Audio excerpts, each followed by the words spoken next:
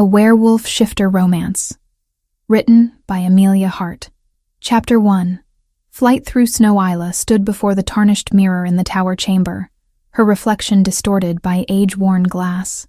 The ceremonial gown they had forced upon her hung heavy across her shoulders, white silk embroidered with silver thread that caught the afternoon light streaming through narrow windows.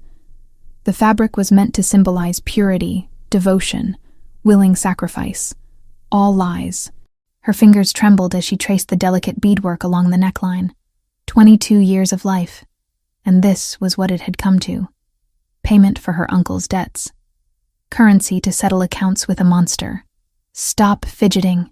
Her cousin Saris yanked at the laces of Isla's bodice, pulling them tight with practiced motions that bordered on cruel. You should be grateful. Lord Torben could have chosen any Omega in 3 territories. He chose you. Isla met Karis's gaze in the mirror.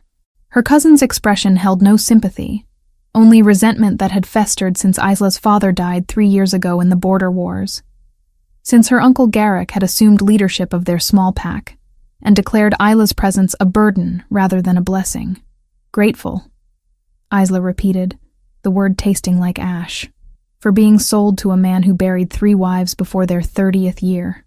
Karis's hand cracked across Isla's cheek, the sound sharp in the confined space. Watch your tongue. Lord Torben is a powerful alpha.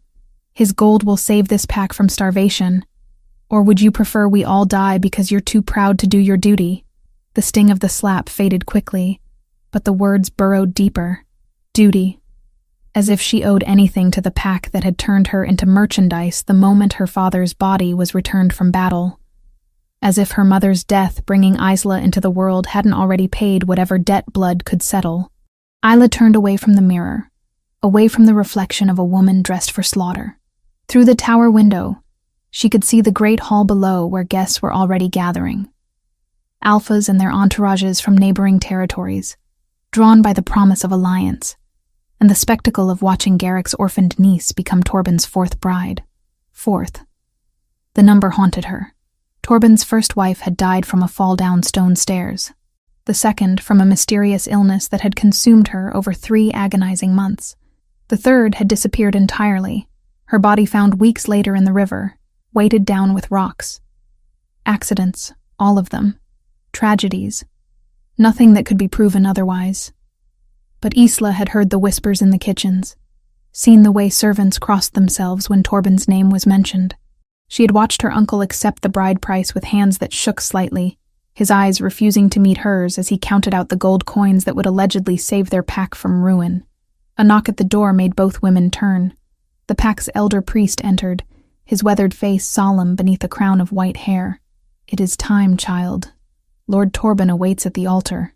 Isla's stomach twisted. She wanted to refuse, to scream that she wouldn't do this. But what choice existed? Her father was dead. Her mother had been dead since the moment Isla drew her first breath. She had no siblings, no advocates, no power within a pack that viewed her as expendable.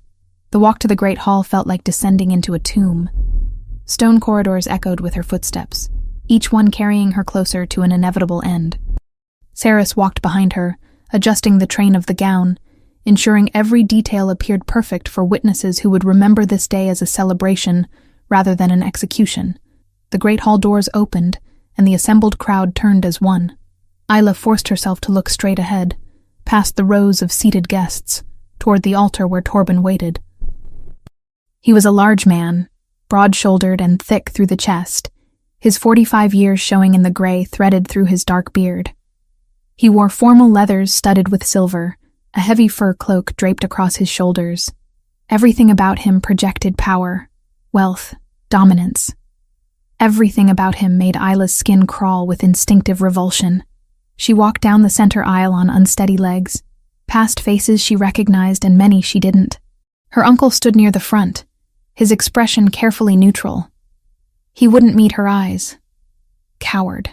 The priest began speaking, his voice droning through traditional words about unity and strength, and the bonds that tied packs together in alliance.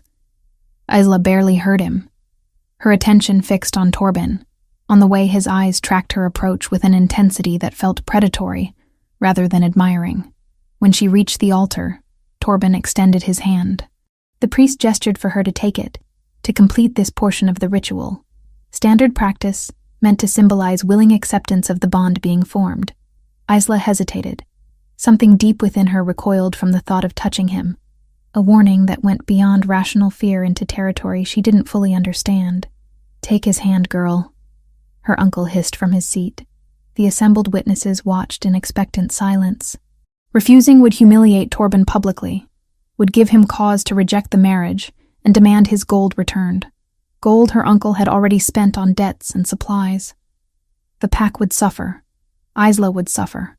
She placed her hand in Torben's. The world exploded. It wasn't physical contact so much as a violation. Something tearing open inside Isla's mind that she hadn't known existed. Images flooded her consciousness in a torrent too fast to process individually, each one carrying emotional weight that crushed breath from her lungs.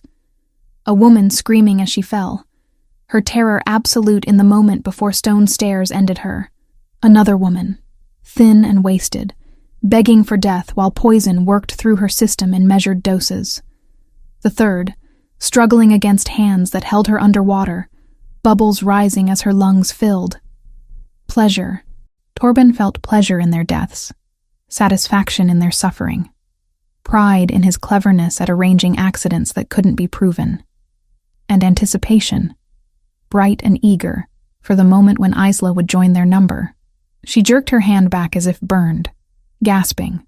The connection severed, but the knowledge remained. The truth of what Torben was, what he intended, branded itself across her awareness with absolute certainty. The priest frowned. "Child, you must maintain contact for the blessing to—" "No!" Isla's voice came out stronger than she'd expected, loud in the sudden quiet of the hall. "I refuse this bond." Torben's expression shifted from surprise to anger in the span of a heartbeat. "What did you say?" "I said no." Isla backed away from the altar, away from the man whose hands had murdered 3 women and would murder her given the chance. "I will not marry you. I will not. This is unacceptable." Her uncle surged to his feet, face flushing red. "Isla, you will complete this ceremony immediately, or I will—" Isla didn't wait to hear the threat. She ran.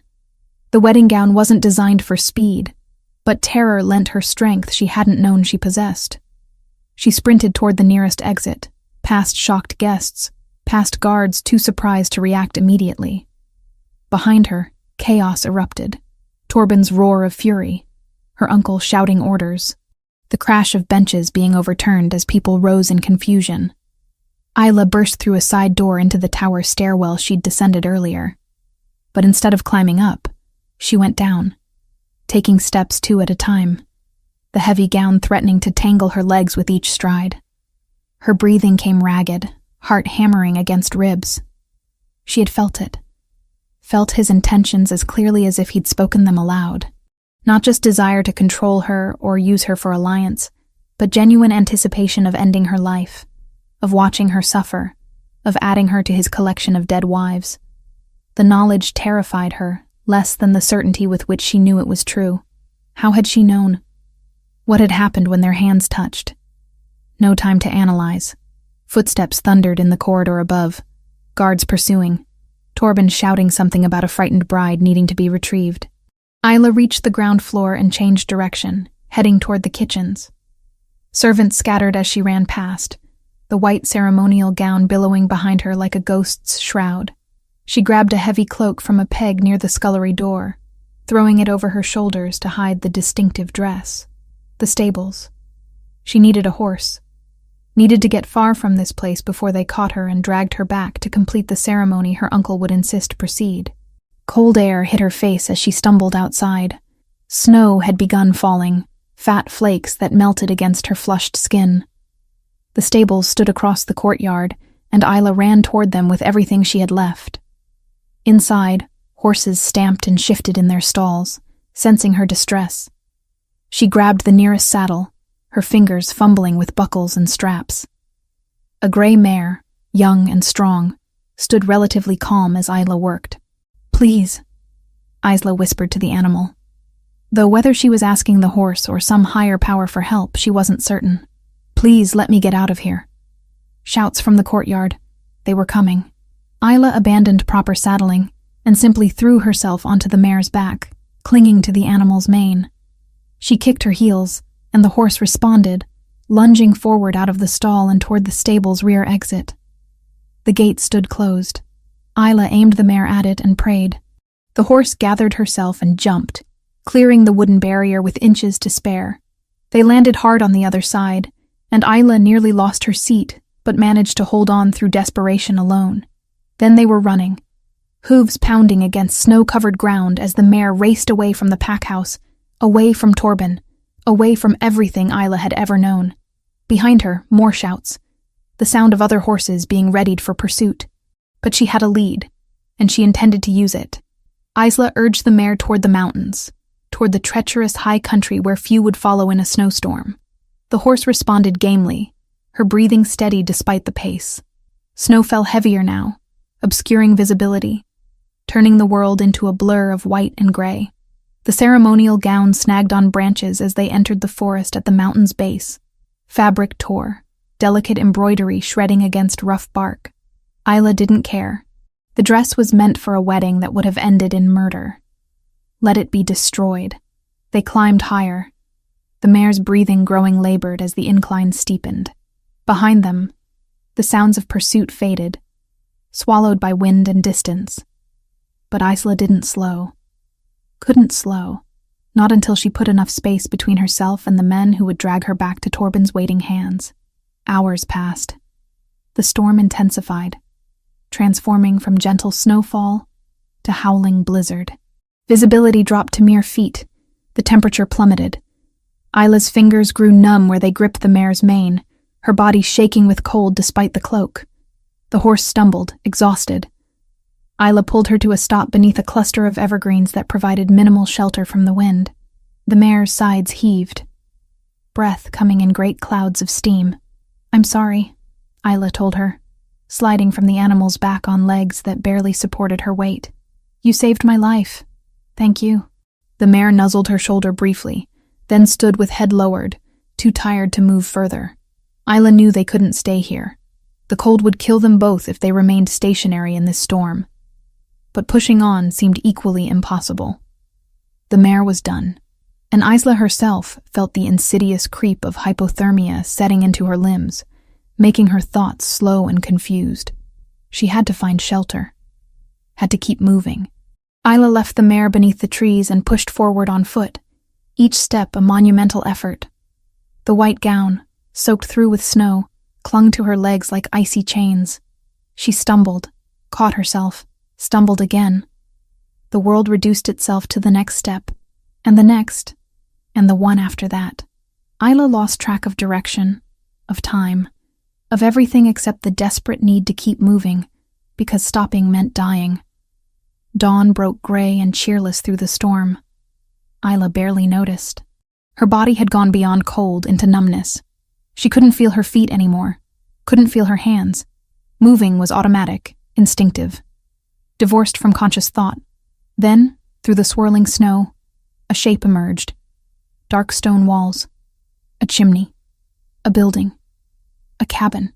Isla staggered toward it, falling twice before reaching the door. Her numb fingers found the latch, unlocked. Blessing her trap, she no longer cared. Warmth. The promise of shelter. She pushed the door open and collapsed across the threshold into darkness. Chapter 2. The Stranger's Truth. Warmth reached Isla first, pulling her from darkness that had threatened to become permanent. The crackle of fire, the scent of burning wood and something else, leather and pine and smoke that spoke of habitation rather than wilderness. Her body ached in ways that suggested she had survived something her mind hadn't yet caught up to understanding. She opened her eyes to unfamiliar surroundings. Rough-hewn wooden beams crossed overhead, supporting a ceiling darkened by years of hearth smoke. Furs covered her, heavy and warm, their weight pressing her into a mattress stuffed with what felt like straw and moss. The ceremonial gown still clung to her body beneath the furs, though the fabric had dried into stiff, uncomfortable wrinkles. Isla pushed herself upright, ignoring the protest of muscles that felt like they'd been beaten. The cabin was small, a single room divided by function rather than walls. A stone fireplace dominated one side, flames dancing cheerfully behind a crude iron grate. Weapons hung on the walls, hunting knives and a well-maintained bow with a quiver of arrows. Shelves held provisions, dried meat and grain sacks and pottery vessels sealed with wax. And near the fire, seated on a rough wooden stool, a man sharpened a hunting knife with slow, methodical strokes. He was large, broad through the shoulders in a way that spoke of strength, built through use rather than display. Dark hair fell past his collar, and a neatly trimmed beard framed a strong jaw. He wore simple clothing, a worn linen shirt and leather breeches, both well made but showing signs of long use. Scars marked his visible forearms, pale lines against skin that suggested he spent time outdoors. When he looked up, meeting her gaze across the cabin's dim interior, Isla felt something catch in her chest. His eyes were gray-silver, the color of storm clouds, and they held an intensity that made her instinctively pull the furs higher around her shoulders. "You're awake," he said, his voice deeper than she'd expected. Rough from disuse or perhaps simply from nature. "Good. I was starting to worry you wouldn't wake at all." Isla's throat felt raw when she tried to speak. "Where?" The word came out as a croak. He set the knife aside and stood, moving with a controlled grace that reminded Isla of the way predators moved, efficient and purposeful. He crossed to the shelves and returned with a clay cup filled with water. "Drink slowly," he instructed, offering the cup but maintaining distance, not approaching the bed where she sat. Isla took the cup with hands that trembled.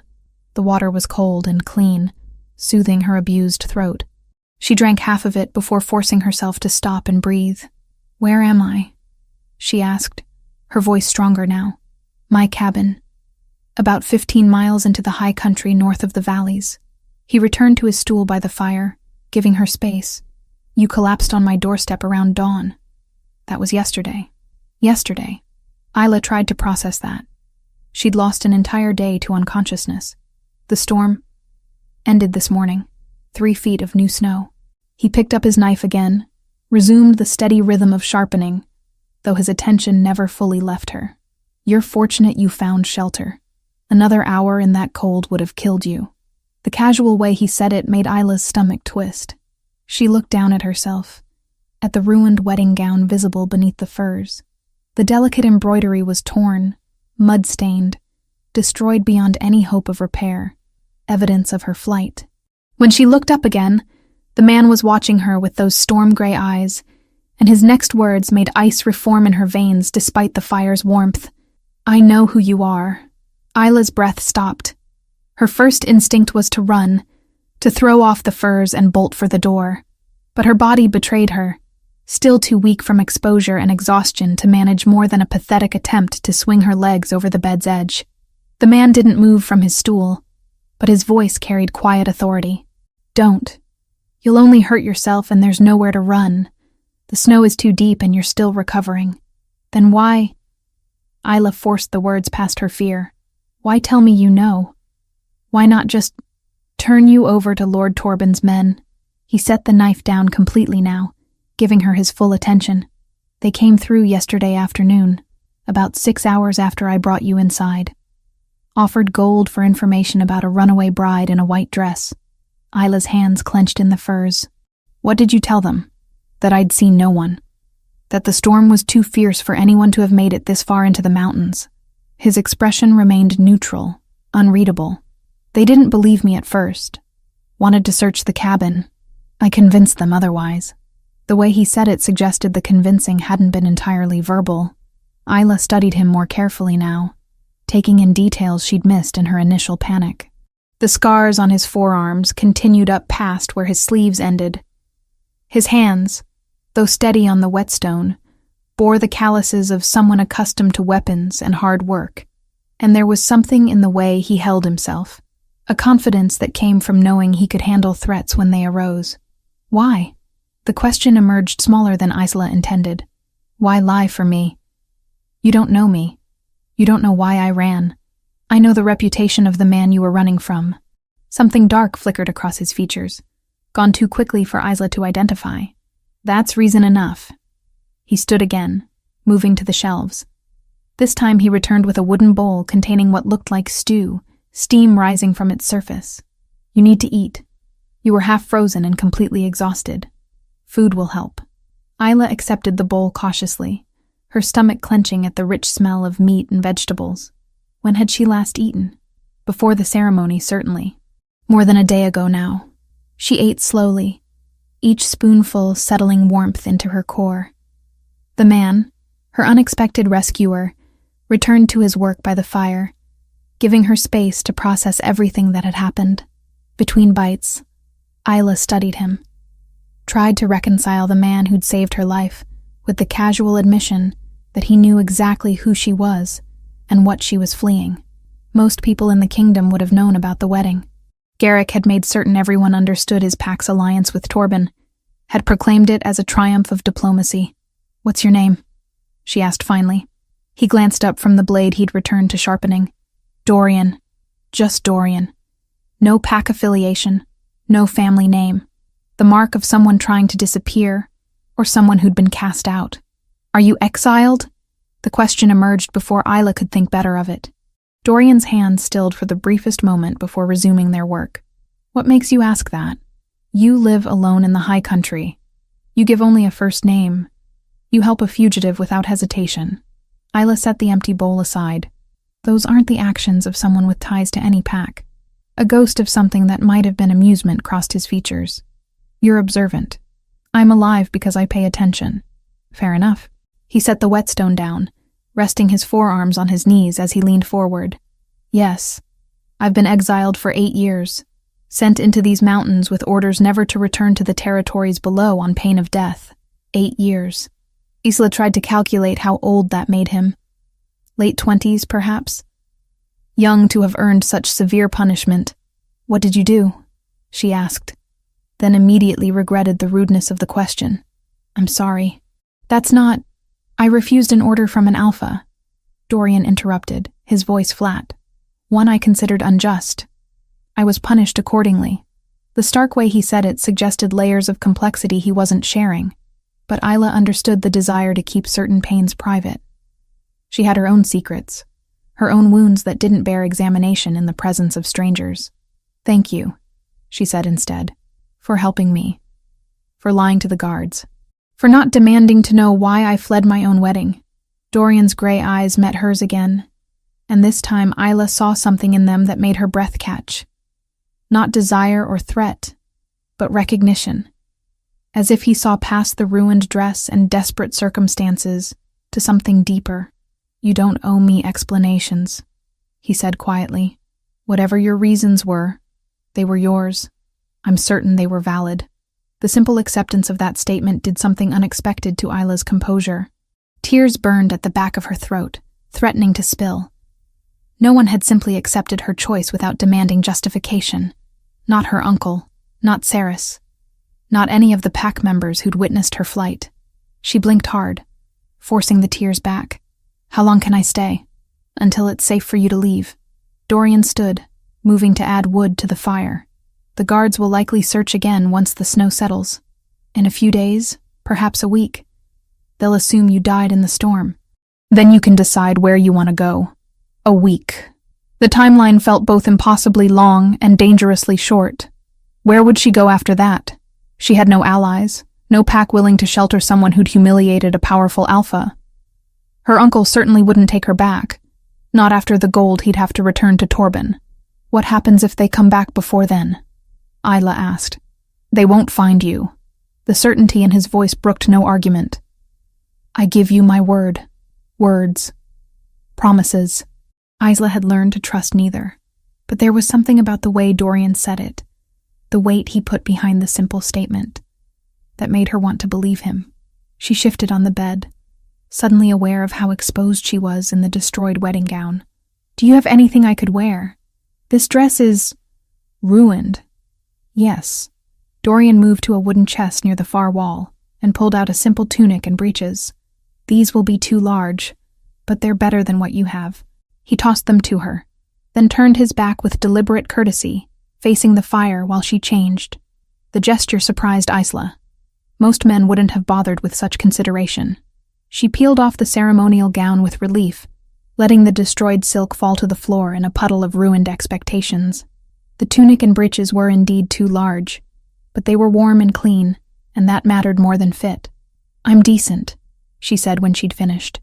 Dorian turned back, and something flickered in his expression as he took in her appearance and his clothing, but he said nothing about it, only gathered the wedding dress from the floor. "What are you doing?" Isla asked as he carried it toward the fire. "Burning evidence. If anyone searches again, finding that would be unfortunate." He paused, looking at her. "Unless you want to keep it?" Isla thought of what the dress represented. Torben's hands reaching for hers. The flood of knowledge about his intentions. The terror of feeling his pleasure in past murders, and anticipation of hers. "Burn it," she said firmly. Dorian fed the silk into the flames. It caught quickly, the delicate fabric consumed by fire that reduced it to ash and smoke. Isla watched it burn and felt something loosen in her chest. One connection to that nightmare severed. When the last of it had disappeared into the flames, Dorian returned to his stool. "You should rest more. Your body needs time to recover from the cold." Isla settled back into the bed, suddenly aware of how exhausted she still felt. But before she could drift off, curiosity made her ask one more question. "Why do you live up here? If you've been exiled for 8 years, you could have left these mountains. Gone somewhere no one would know you." Dorian was quiet for so long Isla thought he might not answer. Then he spoke, his voice carrying a weight of old pain. "These mountains are the only home I have left, the only place where I can be alone with my failures without dragging anyone else down with them." The raw honesty of that statement resonated with something in Isla's chest. She understood failure, understood the weight of disappointment and shame, understood the desire to disappear where no one could see you break. "I'm sorry," she said softly. Dorian looked at her, surprise evident in his gray eyes. "For what? Whatever happened to bring you here? Whatever injustice led to 8 years of isolation?" He studied her for a long moment, and Isla had the strange sense that he was seeing her clearly for the first time, looking past the circumstances of her arrival to the person underneath. "Get some rest," he said finally, his voice gentler than before. "We can talk more when you're stronger." Isla closed her eyes, letting exhaustion pull her down into sleep. But as consciousness faded, she thought about the man across the room, about the loneliness she'd sensed in him despite his kindness, about the way he'd protected her without asking anything in return, and she wondered what truth she might discover about Dorian if she allowed herself to stay long enough to find out. Chapter 3. Scarred Truths. The storm raged for 4 days. Isla woke each morning to the howl of wind against stone walls, to snow falling so thick the world beyond the cabin's single window became nothing more than swirling white. The temperature dropped so low that frost formed on the inside of the door, delicate patterns of ice that Dorian scraped away each morning before venturing out to check his snares. They fell into a rhythm born of necessity. Dorian disappeared before dawn to hunt and gather firewood, returning hours later with game or fish and arms loaded with wood to feed the constantly burning fire. Isla took over the cabin's domestic maintenance, cooking the meals, organizing provisions, mending a tear in one of the furs with a bone needle she found in a wooden box. It felt strange, this domestic arrangement with a man who was essentially a stranger. Yet it also felt natural in ways Isla didn't want to examine too closely. Dorian moved through the space with quiet consideration, always aware of where she was, giving her room to breathe while still maintaining enough presence that she never felt abandoned or unsafe. On the second day, as Isla prepared rabbit stew over the fire, she asked, "How long have you lived here?" Dorian looked up from where he was cleaning his hunting knife. 8 years. Since the exile. Alone the entire time? Yes. He tested the blade's edge against his thumb, then resumed sharpening. It's easier that way. Isla stirred the pot, watching vegetables bob in the simmering broth. Easier than what? Than pretending I'm someone worth knowing. The bitterness in his voice startled her. She glanced at him, but he'd turned his attention fully to his work, effectively closing the conversation. By the third day, Isla had begun to notice things about Dorian that didn't fit the image of a simple, exiled hunter. The way he spoke, for instance. His vocabulary was too refined, his grammar too precise. These were the speech patterns of someone educated, Someone who'd been trained in courtly manners before exile stripped away the need for such refinements. And the way he moved. Isla had grown up around warriors, had watched her father train before the border wars claimed his life. Dorian moved with that same controlled grace, economical and purposeful. He held his knife the way soldiers held weapons, familiar and competent. When he split firewood, each swing of the axe demonstrated strength tempered by years of martial training. "You weren't always a hunter," Isla said on the fourth morning, watching him prepare to venture out into the storm again. Dorian paused in pulling on his heavy cloak. "What makes you say that? The way you carry yourself. The way you speak. You were trained for something else before you came here." He studied her for a long moment, those gray eyes assessing. "You're observant. You already said that." "It bears repeating." He finished securing the cloak and picked up his bow. "What I was before doesn't matter. This is what I am now." He left before she could press further, disappearing into the white curtain of falling snow. That night, the nightmare came. Isla had fallen asleep on the bed while Dorian sat by the fire, reading from a worn book she'd noticed on one of the shelves. She'd been surprised to find books in a mountain cabin, but Dorian had simply shrugged when she'd commented on it. "A man needs something to occupy his mind during long winters," he'd said. "Books serve that purpose well enough." The nightmare dragged her back to the great hall, to the moment Torben's hand had closed around hers. But in the dream, she couldn't pull away. She was trapped in that connection, drowning in the flood of his intentions. She felt his previous wives dying, felt their terror and pain as if it were her own, felt Torben's satisfaction, his pleasure, his eager anticipation of adding her to that collection. She woke screaming, thrashing against the furs that suddenly felt like restraining hands. "Isla," Dorian's voice cut through the panic, steady and calm. "Isla, you're safe. You're in the cabin. It was a dream." She gasped for air, her heart hammering so hard it hurt. Dorian stood beside the bed, careful not to touch her, but close enough that his presence anchored her to reality. "I'm sorry," she managed, pressing shaking hands to her face. "I didn't mean to. Don't apologize for nightmares." He moved to the water bucket and returned with a filled cup. "Here, drink." Isla accepted it gratefully, the cold water shocking her fully back to wakefulness. When she'd drained half the cup, she set it aside and drew her knees up to her chest, wrapping her arms around them. "Do you want to talk about it?" Dorian asked quietly. The question surprised her.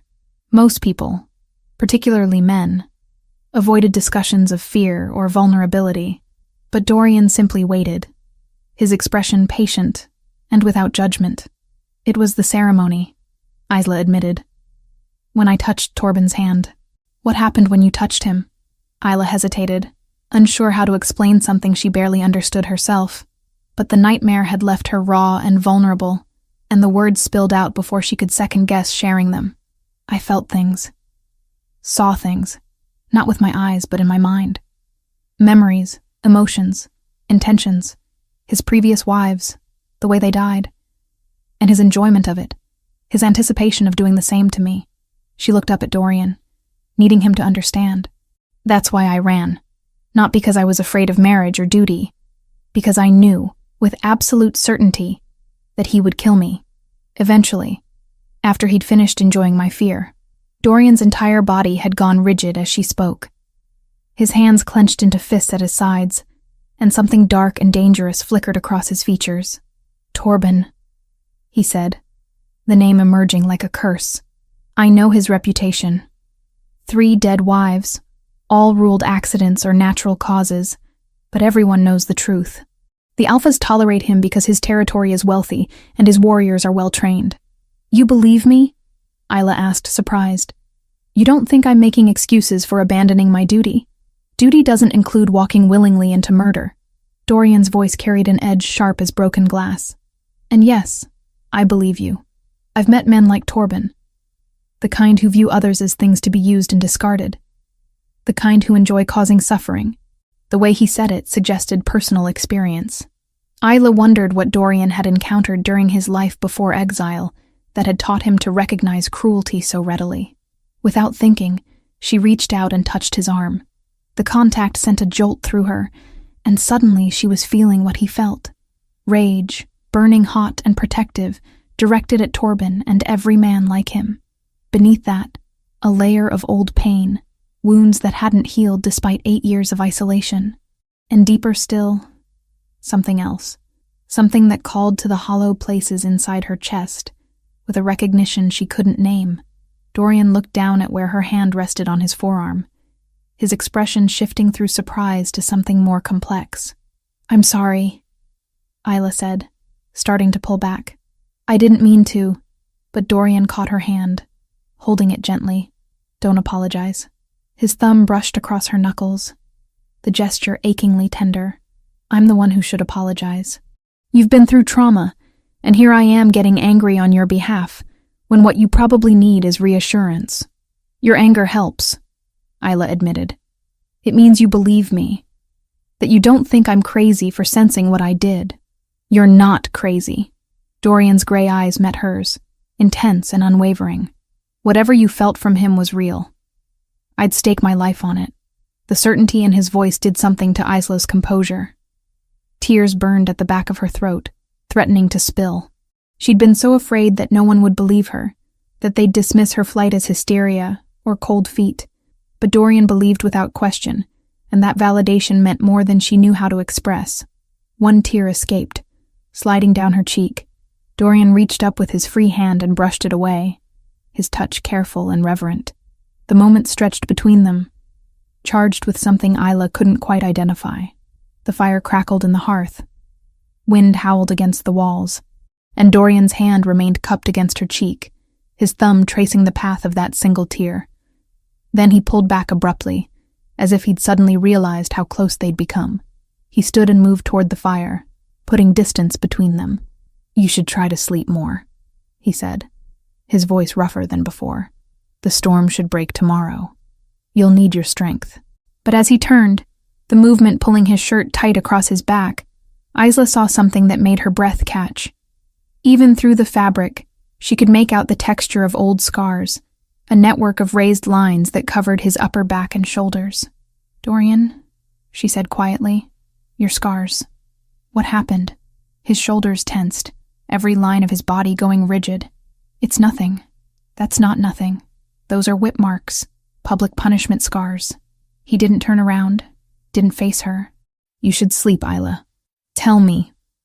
She pushed herself off the bed, moving closer though she didn't dare touch him again. "You said you were exiled for refusing an Alpha's order, but you didn't mention being flogged first." "Because it's not relevant. It's relevant to me." Isla moved around to face him, forcing him to look at her. "You've protected me, sheltered me, believed me when no one else would. The least I can do is listen if you want to talk about whatever put those scars on your back." Dorian's jaw clenched, a muscle ticking in his cheek. For a long moment, she thought he'd refuse entirely. Then he spoke, each word carefully measured. "The Alpha I served demanded something of me that went against every code I was raised to honor. When I refused, he made an example of me. 50 lashes in the public square, followed by exile with orders that returning would mean execution." His eyes were distant, focused on memories she couldn't see. "The scars are a reminder that honor has a price, and sometimes that price is everything you thought you were." The bitterness and shame radiating from him hit Isla like a physical force. Even without touching him, she could feel the weight of old wounds that had nothing to do with his scarred back, and everything to do with his scarred soul. "Honor isn't defined by the people who punish it," Isla said softly. "Sometimes the most honorable thing you can do is refuse orders that would make you into someone you're not." Dorian looked at her then, really looked at her, and Isla saw something crack in his carefully maintained walls. "You're very wise for someone so young. I'm 22, old enough to know that cruelty exists, and old enough to recognize courage when I see it. Is that what you see when you look at me? Courage?" His laugh held no humor. "I see failure. A man who couldn't navigate the politics of his position, who valued his own moral code over practical survival, and who's paid for that pride with 8 years of isolation. I see someone who chose integrity over comfort," Isla countered. Someone who'd rather live alone with a clear conscience than thrive while compromising his values. That's not failure, Dorian. That's strength. He stared at her, something shifting in his expression. The air between them felt charged again, heavy with things neither of them was quite ready to name. You should sleep, he said finally, but his voice had gentled. Tomorrow the storm breaks, and we'll need to decide what comes next. Isla returned to the bed, but sleep was a long time coming. She lay awake listening to the storm's fury gradually diminish, thinking about the man across the cabin who carried scars both visible and hidden, thinking about the way his touch had felt, the way his belief in her had shored up foundations she hadn't realized were crumbling, and wondering what it meant that she could feel his emotions like echoes of her own, that the space between them hummed with a connection she'd never experienced before. Chapter 4. Blood and Belonging. The storm broke on the 5th morning, leaving the world wrapped in pristine white silence.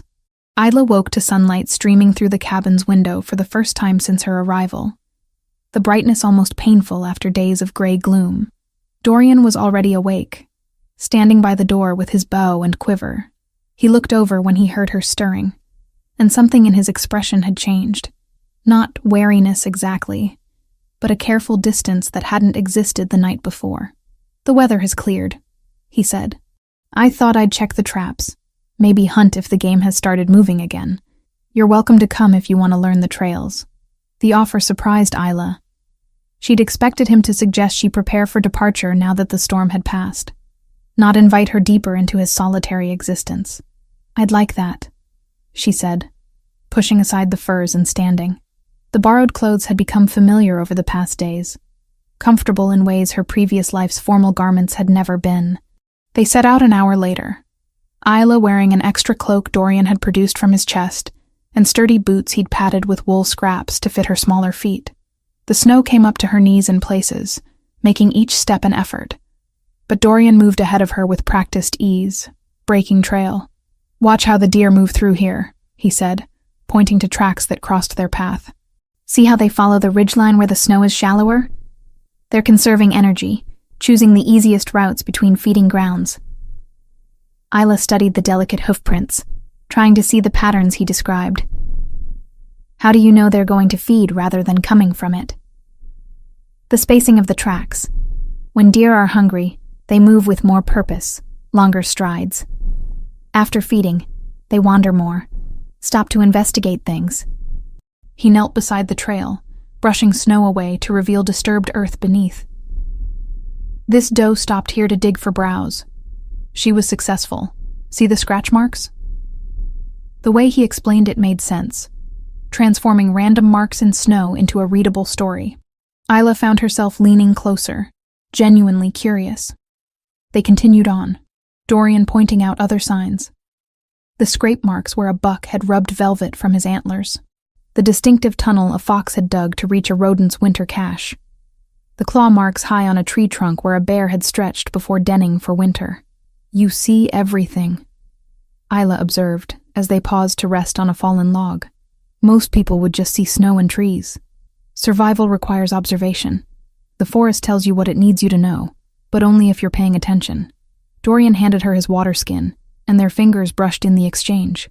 The contact sent that now familiar jolt through Isla, and suddenly she was feeling what he felt. Contentment at being out in the wild, pride in teaching her, in watching her learn, and beneath that, something warmer, more complex, an awareness of her presence beside him that went beyond simple companionship. She pulled her hand back quickly, the sensation overwhelming. Dorian watched her with those gray eyes that seemed to see too much. It happens more frequently now, doesn't it? He asked quietly. The sensing. Isla nodded, unsure how much to admit. Since we've been in close quarters, I can feel emotions sometimes, even without touching. Yours are the strongest, but I can sense smaller things too. The cabin itself almost has a presence, years of your solitude soaked into the walls. Is it painful? Overwhelming? Sometimes. But not with you. The admission came easier than it should have. Your emotions are intense, but they're not cruel. They don't hurt to feel. Dorian's expression shifted, something vulnerable flickering across his features before he looked away. We should keep moving. I want to check the northern snares before we lose the light. They walked in silence for a while, following game trails through evergreen groves heavy with snow. The peace of it settled into Isla's bones, replacing the constant anxiety that had defined her life in her uncle's pack. Here, in this frozen wilderness with a man who barely knew her, she felt safer than she'd felt in years.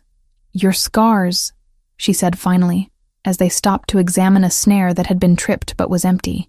"You said you were punished for refusing an order. But there's more to it than that, isn't there? Something you're not saying." Dorian's hands stilled on the snare's mechanism. "Why do you think that?" "Because when I touched you last night, I felt layers. The punishment, the exile, those are surface truths. But beneath them, there's something deeper. Family, betrayal, expectations you couldn't meet or chose not to meet." Isla moved closer, watching his face. "You weren't just some warrior who disobeyed orders. You were someone important, weren't you?" He didn't answer immediately. His attention focused on resetting the snare with meticulous care. When he finally spoke, his voice was carefully controlled. "I was born to a servant woman in a great house. The lord of that house took certain liberties, and I was the result. My mother died when I was 10, leaving me alone among people who saw me as both less than them, and uncomfortably more." He stood, dusting snow from his hands. "I was trained alongside his legitimate sons, given weapons instruction and education, but never acknowledged, never treated as equal. Half-siblings," Isla said, understanding dawning. "That's why you mentioned brothers earlier, then stopped yourself. 3 of them, all older, all legitimate heirs to their father's position. They tolerated my presence because their father insisted, but they never accepted me as family." Something bitter crossed his expression. "When the oldest died 8 years ago, supposedly in battle, everything changed. Suddenly I was useful. A potential replacement for an heir that couldn't be replaced." The way he said supposedly caught Isla's attention, but before she could ask about it, Dorian was moving again, striding through the snow with renewed purpose. They checked 2 more snares, finding a rabbit in the 3rd. Dorian dispatched it quickly and humanely, then added it to the pack he carried. The sun had begun its descent toward the western peaks, painting the snow in shades of gold and pink. "We should head back," Dorian said. "The temperature drops fast once the sun sets." The return journey felt different, charged with the weight of partial truths and unasked questions. Isla wanted to press for more details, to understand the full story of what had brought Dorian to 8 years of isolation. But she recognized the walls he'd raised, the careful distance he was maintaining. They reached the cabin as twilight deepened into night. Dorian built up the fire while Isla prepared the rabbit for cooking, their movements synchronized from days of shared space. "Tell me about your childhood," Isla said, as they ate the meal she'd made, roasted rabbit with herbs Dorian had hanging from the cabin's rafters. "Before everything went wrong, what was it like?" Dorian was quiet for so long she thought he might refuse. Then he began speaking, his voice taking on a distant quality as he retrieved memories he'd clearly tried to bury. "I remember sword practice in a courtyard paved with white stone. My instructor was a retired warrior named Gavril, and he was harder on me than on my half-brothers, because he said I needed to be twice as good to be considered half as worthy." A ghost of a smile touched his lips. He was right. "I learned to fight with everything I had, every day, until I was the best among us." "Did that change how they treated you?" Isla asked. "No. If anything, it made things worse. My father, the Lord, he started paying more attention to me. Started talking about responsibility and duty and the importance of family loyalty." Dorian's hands clenched around his cup. "My brothers saw it as a threat. They went from ignoring me to actively working against me. Small cruelties and larger betrayals, all designed to remind me of my place." Isla could hear the pain beneath his carefully neutral tone, could feel it radiating from him despite the space between them. "But you stayed. You didn't leave." "Where would I go? I was young, and despite everything, part of me still hoped I might earn my father's recognition, might become someone worth acknowledging." He set his cup down with more force than necessary. "That hope was foolish." "What changed?" Isla asked gently. "What happened to make him exile you?" But Dorian shook his head. That's a story for another time. It's late, and we both need rest. He stood, clearly intending to end the conversation, but Isla rose too, frustration bubbling up. You can't keep doing this, telling me pieces but never the whole truth. You know everything about why I'm here, what I'm running from. But you give me fragments and expect me to accept that. It's better if you don't know everything, Dorian said, his back to her as he faced the fire. Better if you don't get too close to understanding what I am. What you are. You're a man who was treated poorly by people who should have protected you. A man who chose honor over expedience and was punished for it. That's what I see, Dorian. He turned then, and the look in his eyes stole her breath. Raw and vulnerable and yearning all at once. You see what you want to see. You don't see the truth of my bloodline, the way it taints everything it touches. Then tell me, Isla said, closing the distance between them. Tell me the truth instead of hiding behind vague warnings. I can't. The words came out rough, almost desperate. I can't burden you with knowledge that could destroy you. I'm already destroyed. Isla shot back. I'm an exile with nowhere to go. No pack, no family. What more could your truth possibly take from me? Dorian stared at her, something breaking in his expression. Then suddenly his hands were cupping her face, and he was kissing her with an intensity that drove the air from her lungs. The world exploded into sensation. His lips were firm but gentle, moving against hers with a hunger that spoke of years of isolation and denied connection. Isla's hands came up to grip his shirt, holding on as everything she thought she understood tilted sideways. And beneath the physical sensation, something else bloomed. A connection that went deeper than touch, deeper than desire. It felt like recognition, like two parts of a broken whole suddenly finding each other. The mate bond, Isla realized distantly, snapping into place with a force that made her gasp against his mouth. Dorian pulled back abruptly, his breathing ragged. His eyes had gone wide, showing whites like a spooked horse. No, he said, backing away from her. No, this can't happen. You need to leave, Isla. Tomorrow at dawn you need to go. What? Confusion and hurt warred in Isla's chest. You can't just kiss me like that and then... I'm dangerous for you in ways you don't understand. Dorian's voice had gone hard, desperate. That bond you felt, that connection, it's real.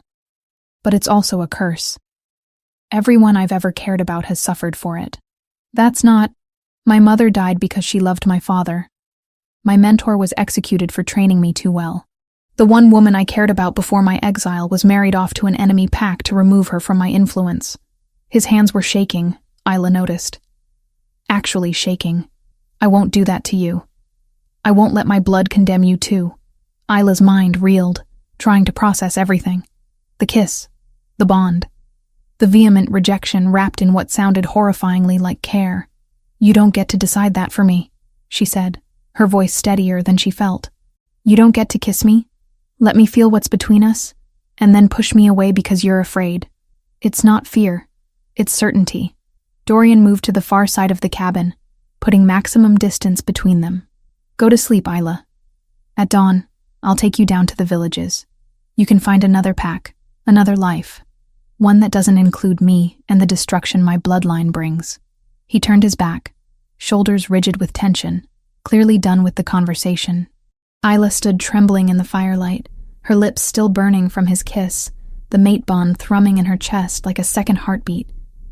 Everything had changed in the span of a few heartbeats, and she didn't know how to change it back. She didn't know if she wanted to. Chapter 5. Royal Blood. Dawn came cold and gray, the sun hidden behind banks of low clouds that promised more snow. Isla woke to find Dorian already dressed, packing supplies into a leather satchel with methodical precision. He didn't look at her when she stirred. I meant what I said last night, he said, his voice flat. You need to leave. I'll guide you down to the lower valleys where you can find shelter in one of the villages. Isla pushed herself upright, anger cutting through the confusion and hurt that had kept her awake most of the night. No, that made him pause. He turned to face her, his gray eyes shadowed. This isn't a negotiation, Isla. For your own safety. My safety. She stood, crossing the cabin to stand before him. You felt that bond snap into place same as I did. You can't just pretend it didn't happen because you're afraid. I'm not afraid, I'm realistic. Dorian's jaw clenched, a muscle ticking in his cheek. You have no idea what being connected to me means. What dangers it brings. Then tell me. Isla grabbed his arm, forcing him to meet her eyes. Stop hiding behind vague warnings and tell me the truth. All of it. You want the truth? Something broke in his expression, fury and desperation warring across his features. Fine. My father is Alpha King Varian, ruler of the Northern Territories. I'm his bastard son, born to a servant he used and discarded. I spent my entire childhood watching him ignore my existence, while my legitimate half-brothers tormented me for daring to breathe the same air. And when his heir died 8 years ago, supposedly in battle, he tried to turn me into a replacement, a political tool to be married off and used to secure alliances I wanted no part of. The words came out harsh and bitter, each one landing like a blow. Isla's hand tightened on his arm, feeling the truth of it resonating through their connection. I refused, Dorian continued, his voice rough. Told him I wouldn't be his puppet, wouldn't marry some alpha's daughter I'd never met just to satisfy his political ambitions. So he had me flogged in the public square, 50 lashes while the entire court watched. Then he exiled me here with orders that returning would mean execution. He pulled free of her grip, pacing away. This cabin? It's royal property, an old hunting lodge that hasn't been used in decades. He knew exactly where I was, has always known. He just didn't care as long as I stayed invisible. Isla processed the information, pieces clicking into place. The education, the military training, the way he carried himself, all of it made sense now. And now? She asked quietly. What's changed? I don't know. Maybe he's finally run out of legitimate options. Maybe the sound of horses outside cut him off. Multiple animals, their hooves crunching through snow at a steady pace. Dorian's entire body went rigid, his hand moving instinctively toward the hunting knife at his belt. Stay behind me, he ordered, moving to the door. Before Isla could respond, someone knocked. 3 sharp raps, formal and official. Dorian opened the door to reveal 5 soldiers mounted on war horses, their armor bearing the royal crest. At their head sat a man perhaps 40 years old, his weathered face stern beneath graying hair. His eyes swept the cabin's interior, pausing briefly on Isla before returning to Dorian. Commander Oren, Dorian said, his voice carefully neutral. It's been a long time. 8 years. Oren dismounted, his movements deliberate. May I come in? The message I carry isn't for public hearing. Dorian stepped aside, allowing the commander to enter. Oren's soldiers remained mounted outside, watchful and silent. Inside, Oren removed his gloves slowly, his attention fixed on Dorian. Alpha King Varian sends his summons. You're to return to the capital immediately. I'm exiled, Dorian said flatly. Returning means death. Those were his terms. Terms he's chosen to revoke. Oren pulled a sealed parchment from inside his cloak, offering it to Dorian. You're needed at court. He didn't elaborate on why, only that your presence is required within the fortnight. Dorian didn't take the parchment. And if I refuse? Something shifted in Oren's expression, a flash of genuine regret. Then he'll execute Marin, the woman who raised you after your mother died. He has her in the dungeons, Dorian. She's 70 years old, and he'll kill her if you don't come. The color drained from Dorian's face. He wouldn't. You know he would. Oren's voice gentled slightly. He's desperate, though I don't know why. But he's willing to use whatever leverage he has. I'm sorry. Isla watched Dorian's hands clench into fists, his entire body vibrating with suppressed rage. She could feel it through their connection, a storm of fury and helplessness. Marin has nothing to do with any of this, Dorian said, his voice dangerously quiet. She's an old woman who showed kindness to a child who had no one. Threatening her is effective, Oren interrupted, which is why he's doing it. You have 3 days to reach the capital, Dorian. After that, he starts taking fingers. The casual way Oren delivered the threat made Isla's stomach turn. This was the Alpha King, Dorian's father, casually threatening to torture an innocent old woman to force his bastard son's compliance. Oren's gaze shifted to Isla, and something calculating entered his expression. I recognize that hair, those eyes. You're the Omega who fled Lord Torben's wedding ceremony a week ago. There's a substantial reward for your return. Fear spiked through Isla, but Dorian moved before she could react, positioning himself between her and Oren. Don't, Dorian said, and there was something in his voice that made the commander's hand move away from his sword hilt. You're protecting her. Oren's eyes narrowed. Why? Because she doesn't deserve to be delivered to a murderer. Lord Torben is a powerful alpha. Accusing him without proof. She has proof, Dorian interrupted. She touched him and felt his intentions. Felt his memories of killing 3 women and his plans for a 4th. She ran to save her life, not from duty. Oren was quiet for a long moment, studying Isla with new attention. You're a truth seeker. It wasn't a question. Isla nodded slowly, uncertain where this was leading. Rare gift, Oren mused. Haven't seen one in 20 years. Last woman who had it ended up advising the council until she died. His attention returned to Dorian. If I report her location, Torben will send men. They'll drag her back and her gift won't save her once she's in his territory. I know. So you want me to lie. To fail in my duty and tell Lord Torben I found no trace of his runaway bride. I want you to remember the man you were before you became Varian's dog, Dorian said. And Isla heard old friendship beneath the harsh words. I want you to remember that we trained together, fought together, that you once told me you'd never serve a king who demanded cruelty over justice. Oren's jaw tightened. That was before your exile, before I learned what happens to people who question orders. And yet you're here delivering his summons personally instead of sending a subordinate. Why, Oren? What is it you're not saying? The commander was silent for several heartbeats. Then he sighed, suddenly looking older. Because I wanted to warn you. Your father, he's not the same as he was 8 years ago. Something's changed. He's more paranoid, more willing to hurt people to get what he wants. I don't know what he plans for you, but I don't think it ends well. Then help me, Dorian said quietly. Keep Isla's location secret. Give me your word as the man I once called friend that you won't report her. And what do I get in return? I'll go. I'll return to the capital, face whatever my father has planned. I'll walk into that trap willingly if you swear by the old codes that you'll protect her. Oren studied Dorian's face, then Isla's, calculation visible in his weathered features. Finally, he nodded. By the old codes, the honor of the guard, I swear I won't reveal her location.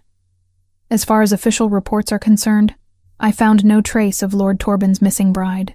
He held out his arm, and Dorian clasped it in the traditional warrior's grip. But Dorian, if your father asks directly, I can't lie to the Alpha King. I can omit, but not fabricate. Understood. Dorian released his arm. When do we leave? Within the hour. The journey to the capital takes 2 days in good weather, and the king's deadline doesn't allow for delays. Oren moved toward the door, then paused. For what it's worth, I'm sorry. About Maren. About all of this. You deserved better. After Oren left to give his men instructions, Dorian turned to Isla. The mask he'd maintained for the commander crumbled, revealing raw pain beneath. I have to go, he said. I can't let them hurt Maren because of me. I know. Isla crossed to him, taking his hands in hers despite his attempt to pull away. But I'm not leaving. I'll stay here. Wait for you to return. Isla, that's not... You're my mate, she interrupted. That bond we felt, it's real. And I'm not abandoning you just because things got complicated. Dorian's expression twisted with something that might have been hope and fear combined. I might not come back.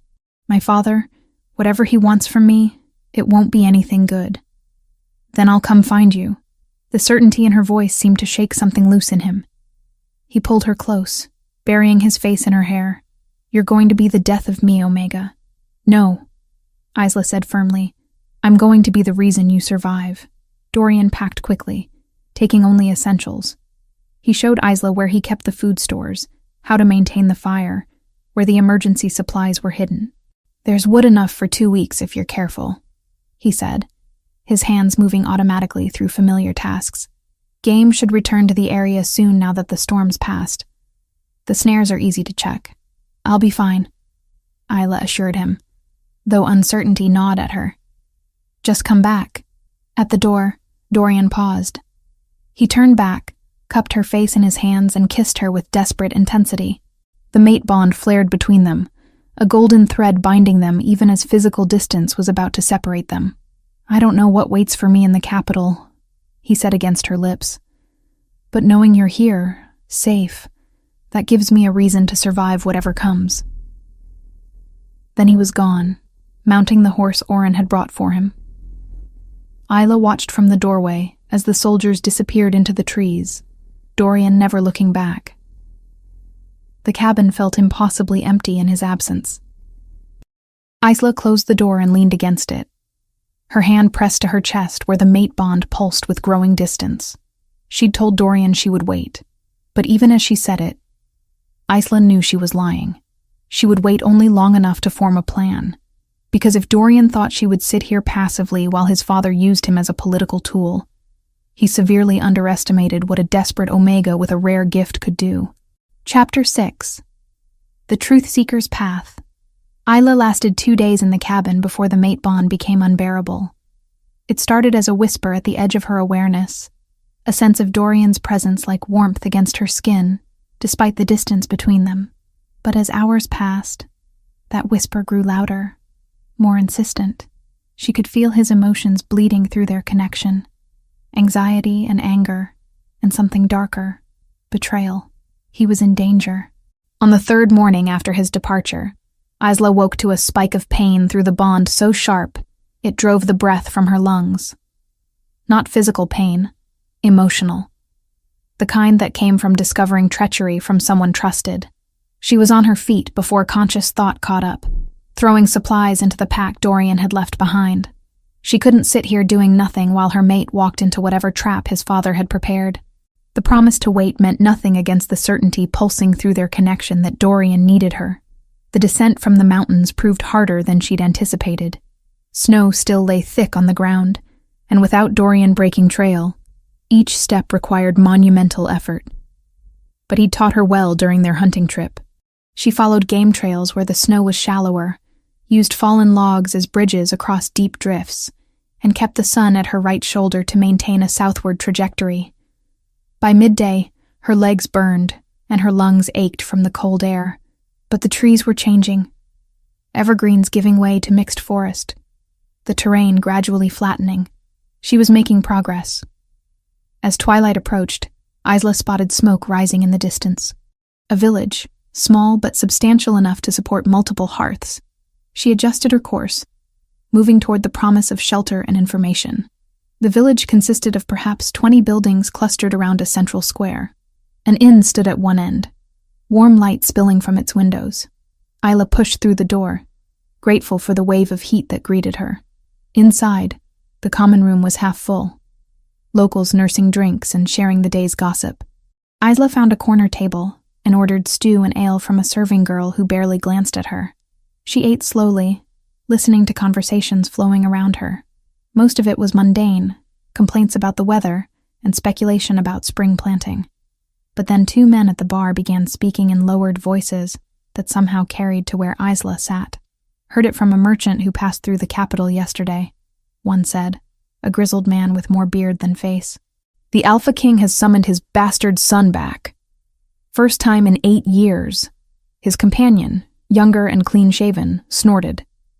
That exile? What does Varian want with him after all this time?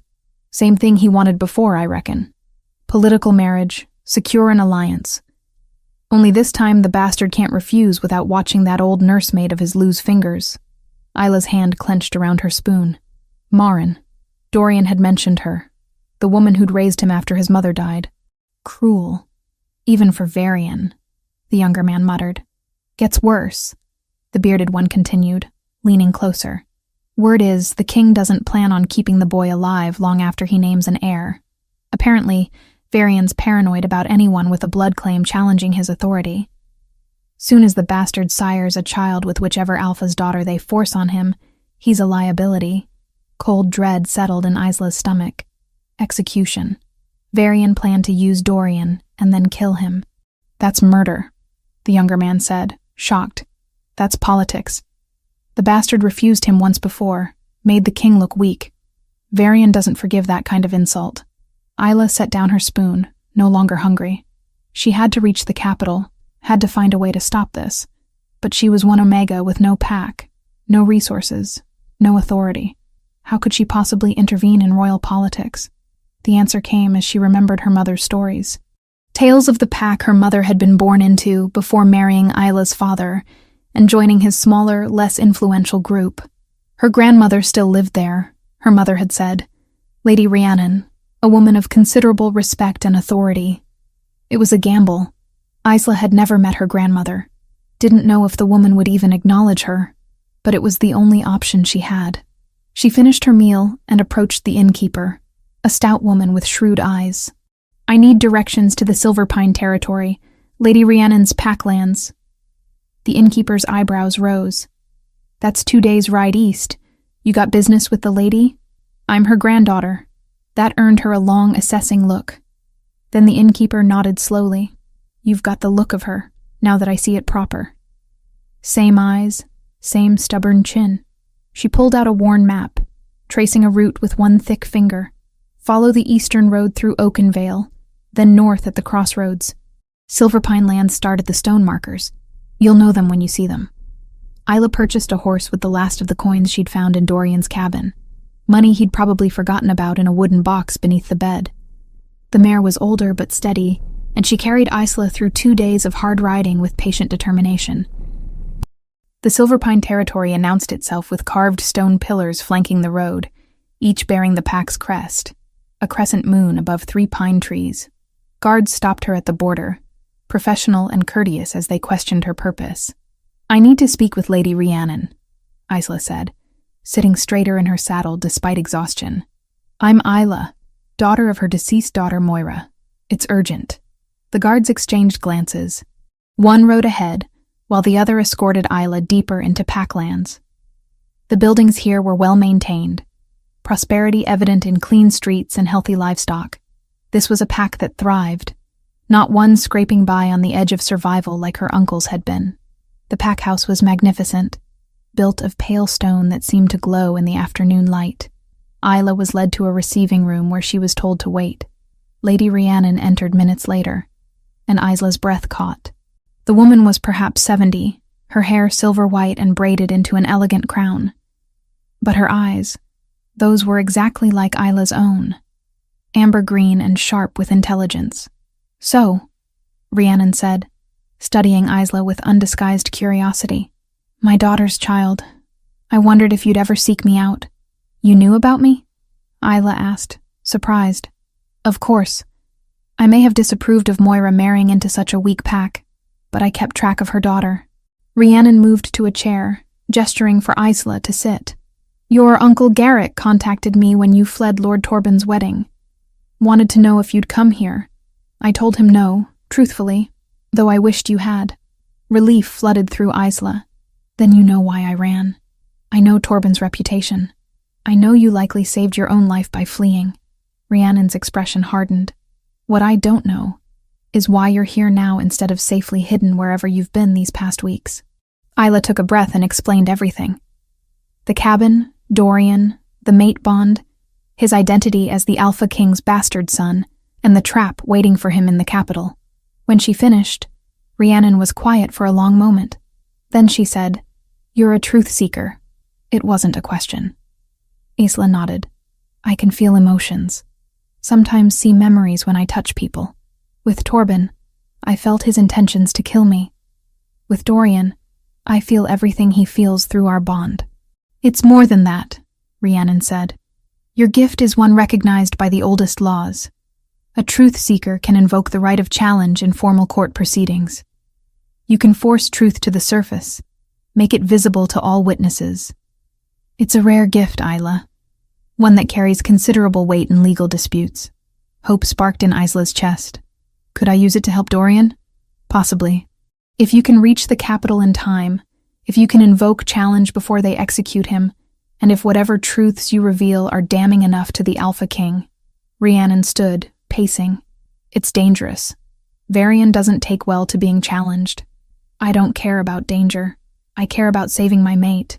Rhiannon studied her for a long moment, something shifting in her expression. You have your mother's courage. And her stubbornness. She moved to pull a cord that summoned a servant. We'll need to move quickly. I'll provide an escort, 3 of my best warriors. And I'll come myself as witness to validate your gift. You'd do that? Isla asked, hardly daring to believe. You're my granddaughter, my blood, and I never approved of how Garrick used you as payment for his debts. Rhiannon's eyes hardened. Besides, I've wanted an excuse to tell Alpha King Varian exactly what I think of his politics for years. This provides an excellent opportunity. Within hours, Isla found herself mounted on a fresh horse, surrounded by 3 massive warriors in silverpine colors. Lady Rhiannon rode at her side, regal and commanding despite her age. Before they departed, Isla sent a message to her uncle through one of Rhiannon's messengers.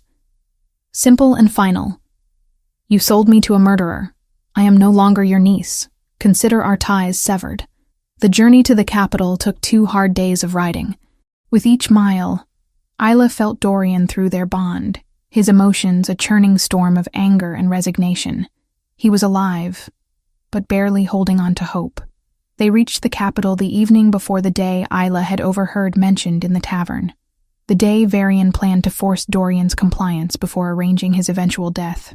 We'll rest tonight, Rhiannon said, as they entered the city through the western gate.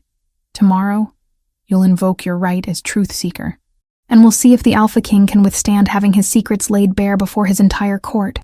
Isla touched her chest, feeling the mate bond pulse with renewed strength.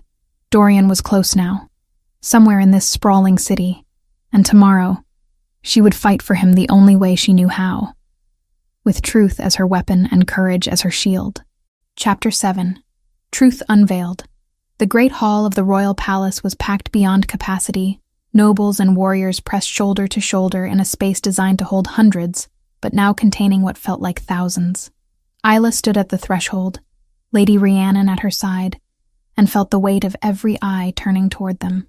The hall itself was magnificent, all soaring stone arches and stained glass windows that cast colored light across the assembled crowd. At the far end, elevated on a dais of white marble, sat Alpha King Varian on a throne carved from a single massive oak. He was exactly as Dorian had described him, golden-haired, blue-eyed, radiating authority, and controlled menace in equal measure. And beside the throne, flanked by armed guards, stood Dorian. The mate bond flared at the sight of him, and Isla had to force herself not to run toward him. He looked thinner than he had a week ago, his face drawn with exhaustion and stress. But when his gray eyes found hers across the crowded hall, something shifted in his expression. Shock, followed by fear, followed by something that might have been hope. Lady Rhiannon of Silverpine, a herald announced, his voice carrying through the space. And her granddaughter, Isla, formerly of the Oak Hollow Pack. The crowd parted reluctantly as they made their way forward. Isla kept her spine straight, her chin lifted, refusing to show the terror churning in her stomach. Rhiannon walked with the confidence of someone who'd faced down kings before and found them wanting. They stopped at the base of the dais. Varian studied them with cold interest, his gaze lingering on Isla before shifting to Rhiannon. Lady Rhiannon, he said, his voice smooth as silk over steel. This is unexpected. What brings you to my court? Justice, Rhiannon replied simply. And truth. Varian's expression didn't change, but something flickered in his eyes. Truth is what I determine within these walls. Not today. Rhiannon's voice carried to every corner of the hall. Today, I invoke the ancient right of challenge through truth. My granddaughter is a truth seeker, witnessed and validated. She claims the right to force truth in formal judgment. The hall erupted in whispers.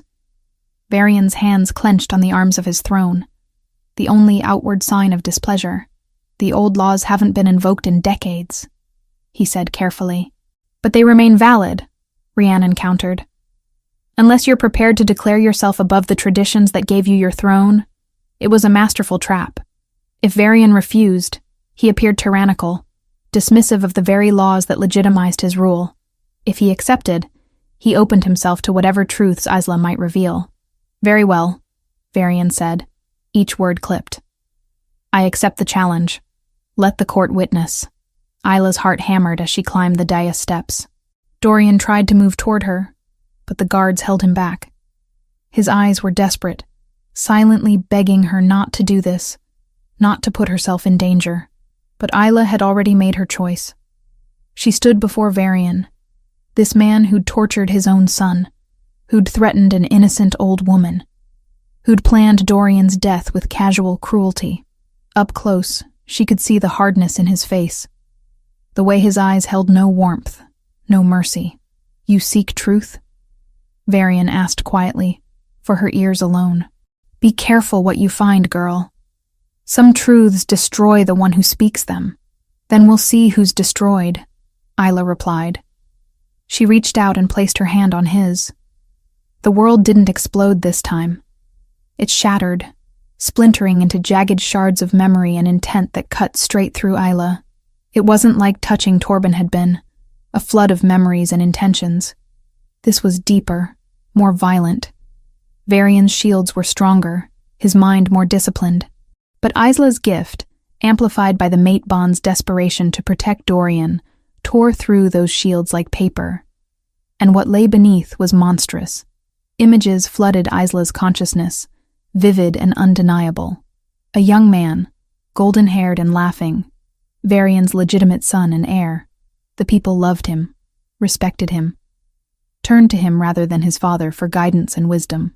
And Varian, watching from the shadows, consumed by jealous rage at being eclipsed by his own child. The arranged accident wasn't an accident at all.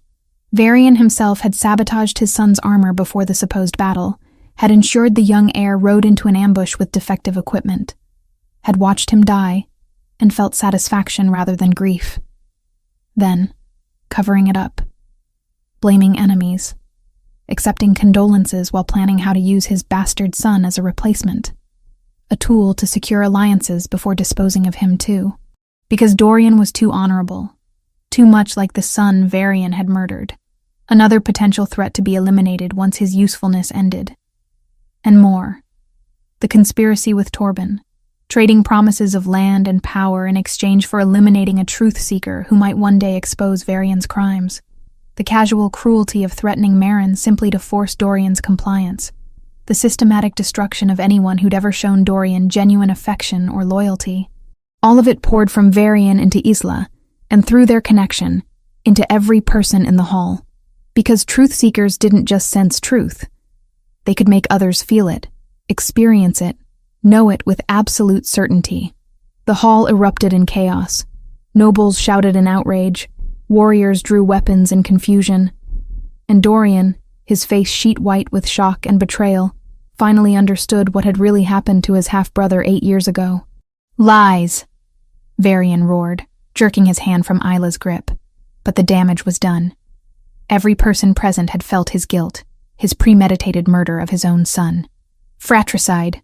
Someone shouted from the crowd. "The king murdered his own heir. He's guilty. We all felt it." Lord Torben, standing among the assembled nobles, tried to slip toward the exit, but Rhiannon's warriors blocked his path. "The Truth-Seeker also revealed your conspiracy with the king," Rhiannon said coldly. "To murder an innocent Omega to protect his secrets. You're going nowhere, Torben." Varian stood, fury and desperation warring across his features. "This is a trick, some form of manipulation. The girl is my mate." Dorian's voice cut through the chaos, steady and clear. He'd broken free from his guards, was moving toward the dais. "And she's told nothing but truth. You murdered your own son because you couldn't stand that he was better than you. You tried to use me, planned to kill me the moment I'd served your purpose, and you threatened the woman who raised me to force my compliance." He stopped at the base of the dais, and when he looked up at his father, there was no love left in his expression, only cold determination. "By ancient law, I challenge you. As the only living heir of your blood, I claim right of succession through combat. The throne goes to whoever survives." The hall went utterly silent. This was the oldest law, older even than truth-seeking. the right of a son to challenge a father for leadership through combat to the death. Varian's smile was vicious. Finally, you show some spine. Very well, bastard. I accept your challenge. At least when I kill you, it will be honest rather than hidden. The crowd pulled back, creating a circle in the center of the hall. Dorian and Varian faced each other across 20 feet of polished stone. Neither wore armor. This would be fought in wolf form, the traditional way. Isla wanted to scream, to stop this, but Rhiannon's hand on her shoulder held her in place. This must happen, her grandmother whispered. It's the only way. Both men shifted, their bodies flowing from human to wolf with practiced ease. Varian's wolf was massive, golden-furred and heavily muscled, the wolf of a king in his prime, 48 years of life and countless battles making him formidable. But Dorian's wolf was larger, silver-white where his father was gold, younger and faster despite being smaller in bulk. The wolf of someone who'd spent 8 years surviving alone in the mountains, hunting and fighting for every meal. They circled each other, both looking for openings. Then Varian lunged. The fight was brutal. Varian fought with the experience of decades, using his weight and power to try to overwhelm his son. His jaws snapped for Dorian's throat. His claws raked for vulnerable spots. He fought dirty, going for eyes and tendons, seeking to cripple rather than kill cleanly. But Dorian was faster. He danced out of reach, using his agility to avoid the worst strikes. And when he counterattacked, it was with precision born of desperation. He fought for Isla, for Maren, for his murdered brother, for every year of isolation and pain. He fought with everything he had. Blood stained the white stone floor. Both wolves bore wounds, but Varian's were deeper. Age was catching up to him, his endurance failing against his son's relentless assault. Finally, Dorian saw his opening. Varian overextended, going for what he thought was a killing blow. Dorian rolled beneath the strike and came up inside his father's guard. His jaws closed around Varian's throat, not to crush, but to hold. Varian froze. One wrong move and Dorian's teeth would tear out his windpipe. The hall held its breath. Then Dorian bit down. It was quick, merciful, despite everything Varian had done. One moment the Alpha King lived, the next he was gone, his body shifting back to human form in death. Dorian released him and stepped back, his wolf form trembling with exhaustion. Blood matted his silver fur. But he was alive. The challenge is satisfied. One of the assembled alphas, a gray-haired man in the colors of the Eastern Territories, stepped forward. Varian is dead by his son's hand, as is his right. By ancient law and witness of this court, I acknowledge Dorian, son of Varian, as the rightful Alpha King. Other alphas joined in, their voices creating a chorus of acceptance. Hail King Dorian, long may he reign. Dorian shifted back to human form, accepting a cloak someone offered to cover his nakedness and his wounds. His eyes found Isla immediately, and the relief in them nearly broke her. She ran to him, and he caught her, holding her so tightly she could barely breathe. You came, he whispered into her hair. You magnificent, terrifying woman. You came for me. Always, Isla promised. I'll always come for you. Around them, the court descended into organized chaos as nobles rushed to declare loyalty to the new king, as Torben was dragged away in chains, as Maren was released from the dungeons and brought before her surviving child. But in that moment, Isla and Dorian existed in a bubble of their own. Mates reunited, truth triumphant, and a future, uncertain, but theirs to shape, stretching before them. Chapter 8. A Different Kind of Throne. The first weeks of Dorian's reign were turbulent. Alphas from across the territories descended on the capital, some to pledge loyalty, others to test the new king's resolve. Every morning brought petitions, disputes, and thinly veiled challenges to authority that had been violently won, but not yet firmly established.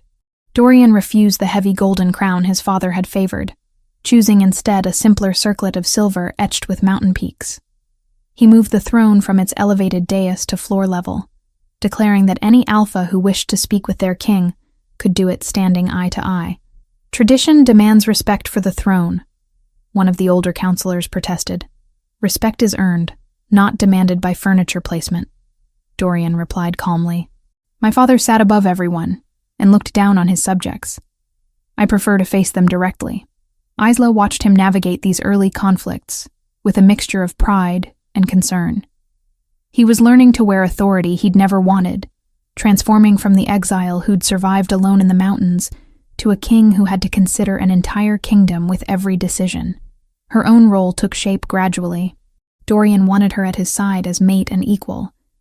But Isla understood the old nobles would never accept a queen who'd arrived in a torn wedding gown, fleeing another alpha's ceremony. So she carved out a different position, one the ancient laws recognized even if modern courtiers had forgotten it existed, truth seeker to the court.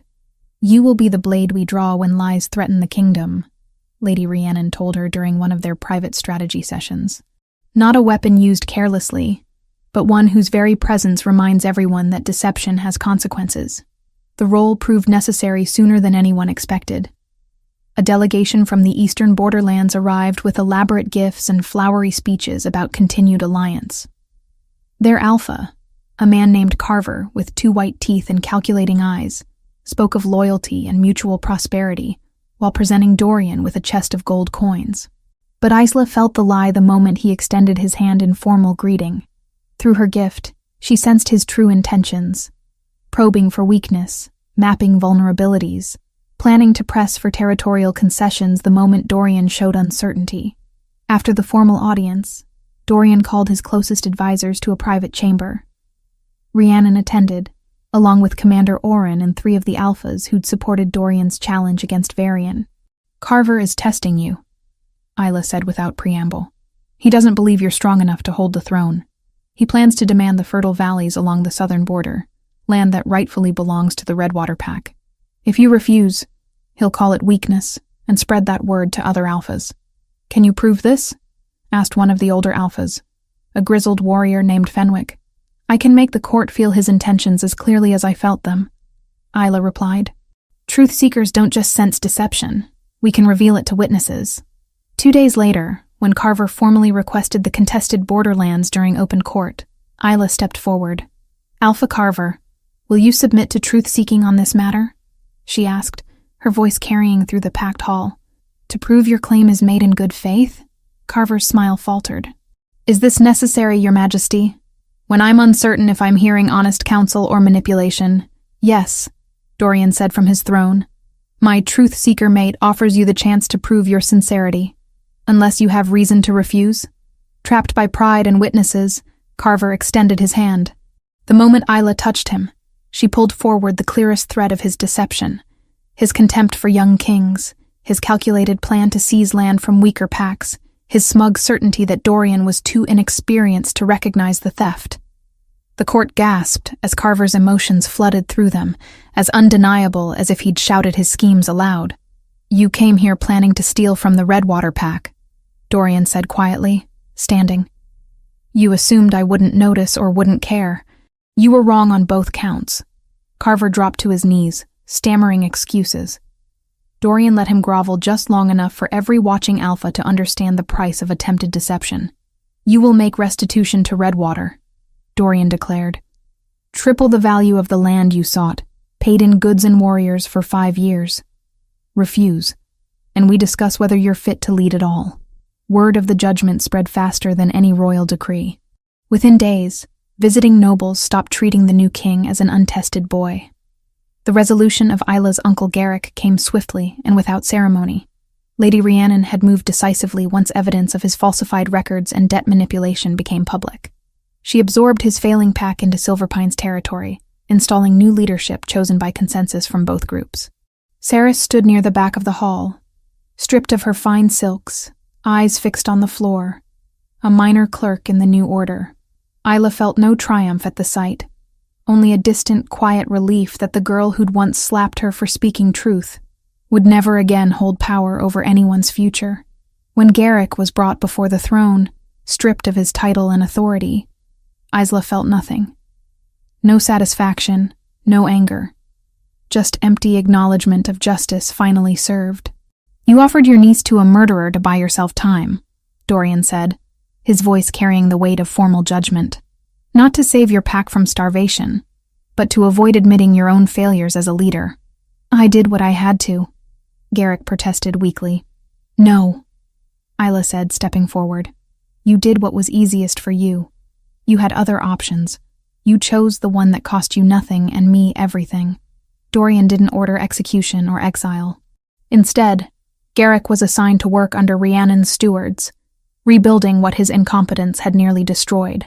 Sometimes living with your mistakes is harsher than death, Dorian told Isla that night. He'll spend the rest of his life surrounded by people who know exactly what he did. Torben fared worse. His conspiracy with Varian, combined with the revelation through Isla's gift of his 3 murdered wives, left him with no allies and no defense. Offered a choice between permanent exile beyond the northern borders or confinement in a coastal fortress, he chose exile. If you ever return to these territories, Dorian told him during the final judgment, there will be no trial, no ceremony, only execution. Marin, rescued from the dungeons and nursed back to health, refused the grand quarters Dorian tried to give her. I'm too old for fancy rooms, she said, swatting his arm affectionately.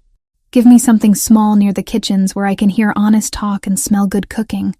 She settled into modest chambers near the servants' quarters and proceeded to become one of the palace's most beloved residents, telling anyone who would listen about Dorian's childhood and his stubborn determination to fix everything. He gets that serious look still, she told Isla one afternoon as they walked through the palace gardens. Like the whole world is his problem to solve. You're good for him. You make him remember he's allowed to be happy. Weeks after Varian's death, Isla realized she'd missed her cycle twice. She waited another week to be certain, paying attention to the subtle changes in her body that her gift made impossible to ignore. The life growing inside her was small yet, barely a whisper, but undeniably present. She told Dorian in their private chambers after a long day of council meetings. He was removing his boots when she said simply, I'm pregnant. His hands stilled. Then he looked up at her, searching her face for confirmation of what he'd heard. How certain? He asked, voice rough. Certain. He stood slowly, crossing to where she sat. His hands came up to frame her face, thumbs brushing her cheekbones with aching gentleness. I'm terrified, he admitted. So am I, Isla replied. But I think that means we'll pay attention. We'll try to do it right. Through their bond, she felt his emotions crash through him. Joy so fierce it burned, fear sharp as winter ice. And beneath both, a determination that made her chest tighten. My father was a monster, Dorian said quietly. I won't become him. You're already not him, Isla assured him. You question yourself. You listen. You care about people beyond what they can do for you. That's where being a good father starts. When they told Rhiannon and Marin, both women reacted with unrestrained delight. No grand announcements, Rhiannon declared immediately. No treating Isla like political spectacle. This is family first, kingdom concerns second. The pregnancy progressed smoothly. Isla continued her truth-seeker duties through the early months, though Dorian grew increasingly protective when she showed signs of exhaustion. You nearly collapsed after that river rights dispute, he said one afternoon when she'd planned to attend a particularly contentious border negotiation. That alpha was lying so badly it gave me a headache, Isla countered. I didn't collapse from pregnancy. They compromised. Isla attended every other session, sending detailed recommendations through Rhiannon when she rested. It was strange learning to balance duty with the growing awareness of the child she carried, but the rhythm felt right. As spring turned to summer, they made a pilgrimage to the mountain cabin. The journey took longer with Isla's condition, but Dorian insisted. This is where it started, he said, as they rode through thinning trees toward higher elevation. Where you found me, and I found reasons to stop just existing. The cabin looked smaller than Isla remembered, but stepping inside brought a flood of memories. The bed where she'd woken wearing his clothes. The hearth where her wedding dress had burned. The wooden stool where he'd first said, I know who you are. They spent one night there alone, away from court politics and royal responsibilities. Just the two of them and the growing life between them. This is where everything changed, Dorian said, as they lay together in the narrow bed, his hand resting over her stomach. You walked through that door half frozen and entirely desperate. And somehow you made me remember what it felt like to want something beyond survival. You were infuriating, Isla replied. Mysterious and brooding. You were stubborn and reckless. We still are, she pointed out. Yes, he agreed. But now we're stubborn and reckless together. 3 months later, in the early autumn when leaves turned gold and the air carried the first hint of coming winter, Isla gave birth to a daughter. By then, the healers called the pregnancy full term. No more waiting, no more counting the weeks since that first missed bleeding. The labor was long but uncomplicated. Mirren attended, along with the palace's most skilled midwife and Lady Rhiannon, who held Isla's hand through the worst contractions and whispered encouragement when exhaustion threatened to overwhelm. When the baby finally arrived, screaming her fury at the world with healthy lungs, Dorian wept openly. He held his daughter with trembling hands, this tiny life that was his responsibility to protect and guide. She has your eyes, he said, studying the infant's face, and my stubborn expression already. Moon help us all, Mirren muttered fondly from where she tidied the room. They named her Brenna, after Dorian's mother. The woman who'd loved a son the world tried to make invisible, and died never seeing him valued as he deserved. The kingdom celebrated, but quietly, as Rhiannon had insisted. No grand spectacles, no political maneuvering around a newborn. Just genuine joy from people who'd watched their new king transform from exile to leader, from broken to whole. As the months passed and Brenna grew from helpless infant to curious child, Isla and Dorian settled into the strange duality of their lives. They were king and truth seeker, responsible for a kingdom's welfare, but they were also simply parents, learning to navigate sleepless nights and first smiles. Years later, when Brenna was old enough to ask questions, she would climb into her mother's lap and demand, "Tell me how you and Papa met." Isla would tell the truth. Not a sanitized legend, but the real story of fear and desperation, of a cabin in a snowstorm, and a man who'd chosen kindness when cruelty would have been easier. "Your father saved my life," Isla would say. "But more than that, he saw me when everyone else had decided I didn't matter. And I saw him when he'd convinced himself he deserved to be invisible." "And then you lived happily ever after?" Brenna would ask. "No," Isla would reply honestly. "Then we worked very hard to build something good. Happiness isn't a destination you arrive at and stay forever. It's something you choose to create, day after day, even when it's difficult." Dorian, listening from the doorway, would add, "Your mother is wise. Listen to her more than me." And Brenna, already showing signs of her parents' combined stubbornness, would declare, "I'll listen to both of you, and then decide for myself." In those moments, watching their daughter grow into her own person, Isla understood that this was what they'd truly built. Not a perfect kingdom, because no such thing existed, but a place where truth mattered, where justice could be more than a word, where an exile and a runaway bride could become something neither had dreamed possible. The throne Dorian sat wasn't the same one his father had wielded like a weapon. It had been transformed, like everything else, into something different, something worth protecting.